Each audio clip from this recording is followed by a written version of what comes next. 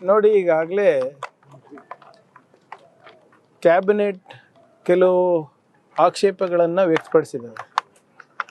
8 ಆಕ್ಷೇಪಣೆಗಳನ್ನು ನಾವು ಲಿಖಿತ ಮೂಲಕ ಚೀಫ್ ಎಲೆಕ್ಷನ್ ಕಮಿಷನರಿಗೆ ಕೂಡ ಹೋಗಿ ಸಬ್ಮಿಟ್ ಮಾಡಿದ್ದೇವೆ. ಉದಾಹರಣೆಗೆ ಲಾಜಿಕಲ್ ಡಿಸ್ಕ್ರಪೆನ್ಸಿ ಅಂದರೆ ಏನು,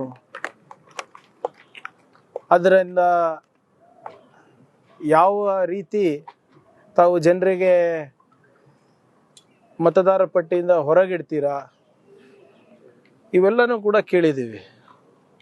ವಾಟ್ ಈಸ್ ಲಾಜಿಕಲ್ ಡಿಸ್ಕ್ರಪೆನ್ಸಿ ಇರ್ಬೋದು, ಮತ್ತು ಒಬ್ಬರು ಮತದಾರರಿಗೆ ಮತದಾನದ ಪಟ್ಟಿಯಿಂದ ಹೊರಗೆ ಹಾಕ್ತಾ ಇದ್ದಾಗ ಕಾನೂನಾತ್ಮಕವಾಗಿ ಅವರಿಗೆ ಇಲ್ಲಿ ನೋಟಿಸ್ ಕೊಡಬೇಕು, ಸ್ಪೀಕಿಂಗ್ ಆರ್ಡರ್ ಇರಬೇಕು, ಮತ್ತು ಏನಾದರೂ ಗೊಂದಲ ಇದ್ದರೆ ಟ್ರಿಬ್ಯುನಲ್ಗಳಲ್ಲಿ ಸರಿಯಾಗಿ ರೀತಿಯಾಗಿ ಅವಕಾಶ ಮಾಡಿಕೊಡ್ಬೇಕು.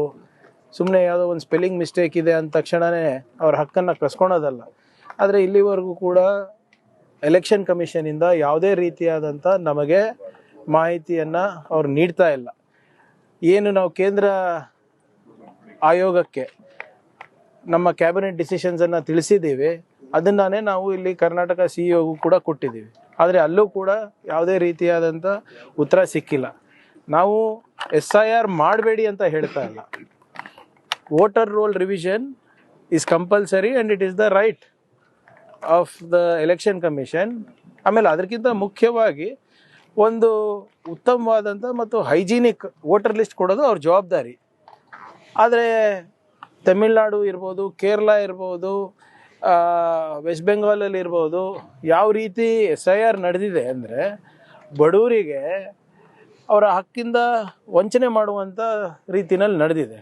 ಸೊ ಆದ್ದರಿಂದ ನೀವು SIR ಪ್ರಾರಂಭ ಮಾಡೋದಕ್ಕಿಂತ ಮುಂಚೆ ನಮ್ಮ ಪ್ರಶ್ನೆಗಳಿಗೆ ಉತ್ತರ ಕೊಡಿ ಅಂತ ಕೇಳಿರೋದು. ಆದರೆ ಇನ್ನೂ ಯಾವುದೂ ಉತ್ತರ ಬಂದಿಲ್ಲ. ಇವತ್ತು ನೋಡೋಣ ಏನು ಮಾಡ್ಬೋದು ಅಂತ ಮಾನ್ಯ ಮುಖ್ಯಮಂತ್ರಿಗಳಿಗೆ ಕೇಳಿ ನಾವು ಮುಂದಿನ ಕ್ರಮವನ್ನು ನಾವು ತಗೋತೀವಿ. ನೋಡಿ, ಪಕ್ಷಕ್ಕಿಂತ ಫಸ್ಟು ನಾವು ಏನು ಜಾಗೃತಿ ಅಭಿಯಾನವನ್ನು ನಡೆಸಬೇಕು, ಅದನ್ನು ನಾವು ಮಾಡ್ತಾ ಇದ್ದೀವಿ. ಆದರೆ ಕಾನೂನಾತ್ಮಕವಾಗೂ ಕೂಡ ಇದನ್ನು ನಾವು ಪರಿಗಣಿಸಬೇಕಾಗ್ತದೆ. ಇವತ್ತು ಯಾವುದೋ ಒಂದು ಆರ್ಟಿಫಿಷಿಯಲ್ ಇಂಟೆಲಿಜೆನ್ಸ್ ಸಾಫ್ಟ್ವೇರ್ ಯೂಸ್ ಮಾಡಿಬಿಟ್ಟು ನೀವು ಎಲ್ಲರಿಗೂ ಹೊರಗಿಡ್ತೀರಾ ಅಂದರೆ ಅದನ್ನು ಆಡಿಟ್ ಮಾಡಿದವ್ರು ಯಾರು, ಅದು ಹೇಗೆ ಕೆಲಸ ಮಾಡುತ್ತೆ ಅಂತ ಯಾರಿಗೂ ಗೊತ್ತಿಲ್ಲ. ಈಗ ನೀವೇ ಯೋಚನೆ ಮಾಡಿ, ಸುಮಾರು 89 ಲಕ್ಷ ಜನ ಮತದಾರರ ಪಟ್ಟಿಯಿಂದ ಕೈ ಬಿಡ್ತಾರೆ.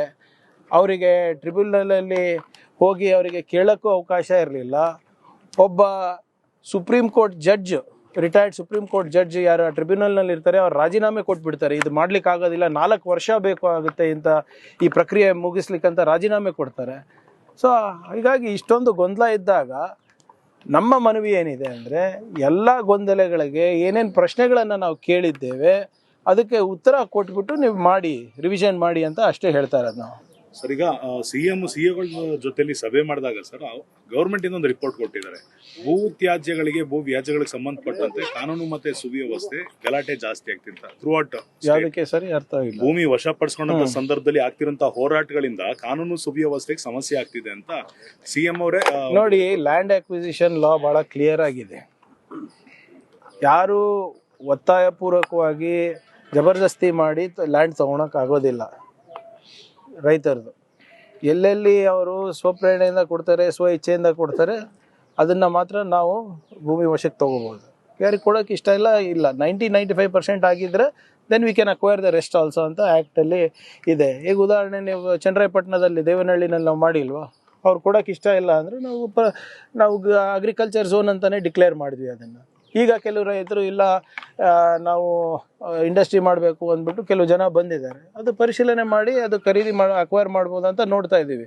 Nobody can force farmers to sell their land. ಅದು ಯಾವತ್ತು ಮಾಡೋಕ್ಕೂ ಪ್ರಯತ್ನ ನಾವು ಮಾಡಿಲ್ಲ, ಮಾಡೋದು ಇಲ್ಲ. ಸರ್, ಈಗ ಬಿಡದಿ ಟೌನ್ಶಿಪ್ ವಿಚಾರಕ್ಕೆ ಸಂಬಂಧಪಟ್ಟಂತೆ ಕಾಂಗ್ರೆಸ್ ನಾಯಕರು ಕುಮಾರಸ್ವಾಮಿ ವಿರುದ್ಧ ಒಂದಷ್ಟು ವಾಗ್ದಾಳಿ ನಡೆಸುವ ಸಂದರ್ಭ ಕುಮಾರಸ್ವಾಮಿ ಒಂದು ಹೇಳಿಕೆ ಕೊಟ್ಟಿದ್ದಾರೆ. 2018 ಯಾರು ನಮ್ಮ ಮನೆ ಬಾಗ್ಲಿಗೆ ಬಂದಿದ್ರು ಕಾಂಗ್ರೆಸ್ನವರು, ಅಸ್ತಿತ್ವದ ಬಗ್ಗೆ ಪ್ರಶ್ನೆ ಮಾಡ್ತಾರಲ್ಲ ಅಂತ ಹೇಳಿ. ನೋಡಿ ಅಪ್ಪ, ಯಾರ ಮನೆ ಬಾಗಿಲಿಗೆ ಹೋಗಿದ್ದು, ಯಾರ ಮನೆ ಬಾಗಿಲಿಂದ ಹೊರಗೆ ಬಂದಿದ್ದು ಎಲ್ಲ ಗೊತ್ತಿದೆ ಅಲ್ಲ. ಸರ್ಕಾರ ಯಾಕೆ ಬಿತ್ತು ಅಂತ ಗೊತ್ತಿಲ್ವಾ ನಮಗೆ? ಸರಿಯಾಗಿ ಈಗ ಅವಾಗ ಆಗಬೇಕಾದಾಗ ಎಲ್ಲ ಸಿದ್ಧಾಂತ ತತ್ವ ಒಂದೇ ಅಂತ ಹೇಳಿದ್ರು. ಇದೇ ಮಾಜಿ ಮುಖ್ಯಮಂತ್ರಿಗಳು ಕೇಂದ್ರ ಸಚಿವರು ಒಂದು ದೊಡ್ಡ ಆರ್ಟಿಕಲೇ ಬರ್ತಿದ್ರಲ್ಲ RSS ವಿರುದ್ಧ, ಎಂತ ವಿಷ ಜಂತು ಅಂತ ಬರ್ತಿದ್ರ ಇಲ್ಲ ಆರ್ಟಿಕಲ್ಲು. ಅವಾಗ ನಮ್ದು ಅವ್ರದ್ದು ಸಿದ್ಧಾಂತ ತತ್ವ ಒಂದೇ ಇತ್ತು. ಈಗೇನೋ ಬೇರೆದಾಗಿದೆ, ಈಗೇನೋ ಅರಿವಾಗಿದೆ ಅಂತ ಅವ್ರು ಹೇಳ್ತಾ ಇದ್ದಾರೆ. ಈಗ ಮೇಲೆ ಇದ್ದಾರೆ, ಯಾರು ಮನೆ ಬಾಗಿಲಿಗೆ ಬಂದಿದ್ರು, ಏನೇನಾಯ್ತು ನನಗೂ ಗೊತ್ತಿದೆ. ಆ ಸೂಕ್ಷ್ಮ ವಿಚಾರಗಳೆಲ್ಲ ಮೀಡಿಯಾನಲ್ಲಿ ಇವಾಗೆಲ್ಲ ಚರ್ಚೆ ಮಾಡಬೇಕಾಗಿದ್ದು. ಈಗ ಅವ್ರ ವರ್ಷನ್ ಏನೇ ಇವತ್ತಿಲ್ಲ ನಾಳೆ ಅವ್ರ ಆಟೋಬಯೋಗ್ರಫಿ ಬರೀತಾರಲ್ಲ, ಅಲ್ಲಿ ಬರ್ಕೊಳ್ಳಿ. ನಮ್ದು ಬರಿಬೇಕಾದ್ರೆ ನಾವು ಬರ್ಕೊಂತೀವಿ. ಸರ್ ಇದ್ರದ್ದು ಕಲ್ಯಾಣ ಕರ್ನಾಟಕ ವಿಪಕ್ಷ ನಾಯಕರು ಈಗ ಸಾಮಾಜಿಕ ಜಾಲತಾಣ ಬರ್ದಾಕಿರೋದು 18,000 ಶಾಲೆಗಳು ದುಸ್ಥಿತಿಗೆ ತಲುಪಿದಾವೆ, ಕೆಲಸ ಝೀರೋ, ವಿವಾದ ಹೀರೋ ಅಂತ ಪದ ಮೆನ್ಷನ್ ಮಾಡಿದ್ದಾರೆ ಸರ್. ನೋಡಿ ಇವರೇ, ವಿರೋಧ ಪಕ್ಷದವ್ರ ಹತ್ರ ನಾವು ಕಲ್ಯಾಣ ಕರ್ನಾಟಕ ಅಭಿವೃದ್ಧಿ ಬಗ್ಗೆ ಕಲಿಯೋದು ಏನೂ ಇಲ್ಲ. ಇದೇ BJPಯವರು ಆರ್ಟಿಕಲ್ 371 ತಿರಸ್ಕಾರ ಮಾಡಿದ್ರು. ಇವ್ರ ಹತ್ರ ಕಲಿಯೋದೇನಿಲ್ಲ. ಮತ್ತು ಇವರಿದ್ದಾಗ ಎಷ್ಟು ಕೊಟ್ಟರು? ಇವರಿದ್ದಾಗ 371J ಅಪ್ರೂವ್ ಮಾಡಿಲ್ಲ.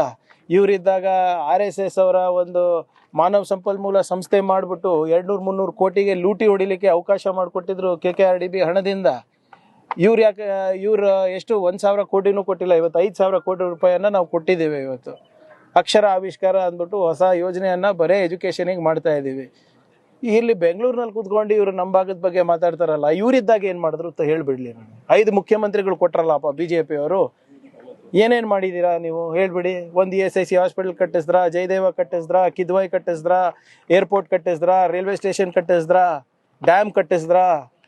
ಕೊಡಿ, ಲೆಕ್ಕ ಕೊಡಲಿ. ಇವತ್ತು ನಾನು ಏನೇನು ಹೇಳಿದ್ದೀನಿ ಅವೆಲ್ಲನೂ ಮಾಡಿದ್ದು ನಾವೇ. ನಾವು ಕಟ್ಸಿರೋ ಏರ್ಪೋರ್ಟಲ್ಲೇ ಇಳಿತಾರೆ, ನಾವು ಕಟ್ಸಿರೋ ರೋಡ್ ಮೇಲೆ ಓಡಾಡ್ತಾರೆ, ನಾವು ಕಟ್ಸಿರೋ ಹಾಸ್ಪಿಟ್ಲಿಗೆ ಅಡ್ಮಿಟ್ ಆಗ್ತಾರೆ, ಮತ್ತೆ ಏನು ಮಾಡಿದ್ದಾರೆ ಅಂತ ನಮಗೆ ಕೇಳ್ತಾರೆ. ಇವರೆಲ್ಲ ಎಲ್ಲಿ ಕರೋನಾ ಸಂದರ್ಭದಲ್ಲಿ ಯಾವ್ಯಾವ ಹಾಸ್ಪಿಟ್ಲ್ ಹೋಗಿದ್ರು ಈ BJP ನಾಯಕರು, ಸಪೋರ್ಟರ್ಸು ಎಲ್ಲ ನಾವು ಕಟ್ಸಿದ್ದೆ ಅಲ್ವಾ?